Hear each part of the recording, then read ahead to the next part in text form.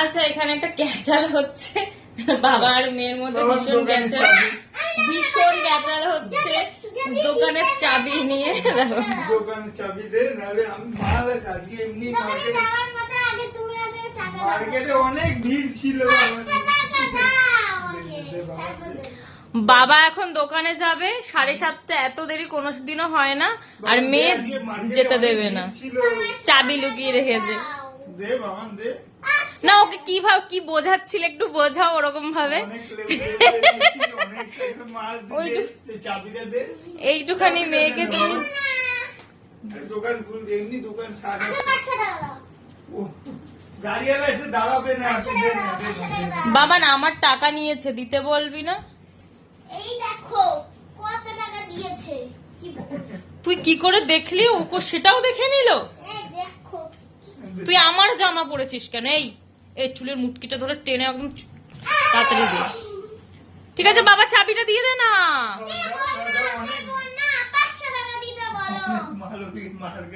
আশ্চর্য, তুই টাকা যদি ওখান থেকে একটা টাকা ওড়ে না, ঠিক কর যা। আমি সন্ধ্যা দেবো, দিয়ে দে না বাবা, পড়তে বসতে হবে, তোর পরীক্ষা তো। চাবিটা দাও, আমার মাল গুছাতে হবে, অনেক মাল। ঠিক আছে সময়, কালকে তো আমাদের রেস্টুরেন্টে যাওয়ার কথা ছিল। 100 টাকা 200 টাকা দাও আমাকে আমাকে আমাকে শুনুকে।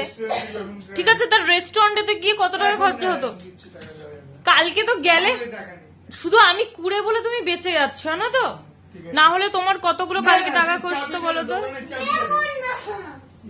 তাহলে লুচি খাওয়াবো না কিন্তু রাত্রে আজকে। ইলিশ মাছ খাবো না, কালকে আমি আর মেয়ে খাবো ইলিশ মাছ।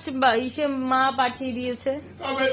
লুচি খাবো, তরকারি সমস্ত তরকারি করবো, আলুর তরকারি দাও 100 টাকা আমাকে, শিরুনকে দাও। দাও চাবিটা দিয়ে দাও না, দাও না 100 টাকা দিয়ে দাও না। কি আমাকেও তো দেবে? 50 টাকা নেবো কেন? দাও 100। কালকে কত? ঠিক আছে, রেস্টুরেন্টে এরপরে কিন্তু শুনুর পরীক্ষা হলে যাবো, শেষ হলে যাবো, আমি যাবো, আর আমার ওখানে কিন্তু 2-3 হাজার টাকা আমি খরচা করাবো, অনেক কিছু খাবো, অনেক কিছু। আর আমি ম্যাঙ্গো লিফেই যাবো, ম্যাঙ্গো লিফে। না না না না, দাও। তাহলে চাবিও দেবে না,